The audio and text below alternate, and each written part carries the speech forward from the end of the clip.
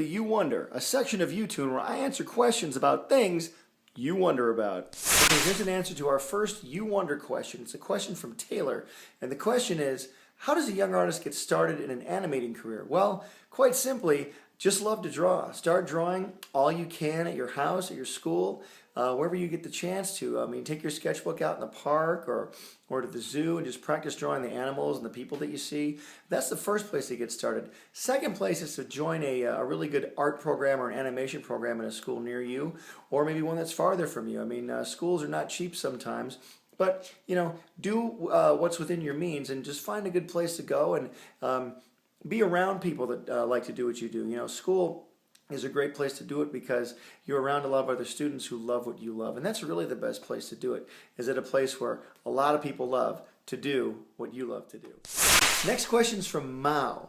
The question is, how do you create a great character for animation? Well, that's a little tougher to answer because who knows where great characters come from. But the best way to create a good character is to just look around you and see what kind of things you like. What do you think is funny? What sort of things interest you? And then create a character based on those things. Like if you love science, create a character that loves science. Or if you're funny, if you love funny things, create a character that's funny. If you love animals, create a character that's an animal. That kind of thing. Make sure it's a character that you think other people want to see. But the best thing to do about creating a character is to create a character that's interesting, that you think people will want to watch over and over again. And why will they want to watch it? What's appealing about this character? One more question from Reggie Wolf. The question is, how do exposure sheets work, and were they hard to deal with at first? Yes, they were hard to deal with at first, and the way they work is, I sort of equate them to sheets of music. You know, it's like when you write down little music notes, it doesn't matter what language the person reading the music speaks, they can tell what type of music to play just by looking at the notes, little marks on paper. That's kind of what exposure sheets are. Exposure sheets are divided up line by line.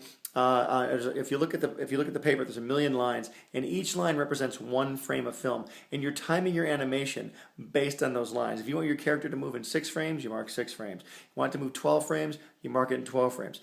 Every single movement, every explosion, eye blink, wing flap, leg movement, eye movement, anything at all involved in animation has to be timed on an exposure sheet. That's if you're doing traditional 2D animation. 3D animation, they sometimes use exposure sheets and sometimes they don't. But I prefer 2D animation right now, and we got to use exposure sheets all the time. And yes, they're kind of hard to deal with, but once you get used to them, they're pretty fun, and you can really get good at it.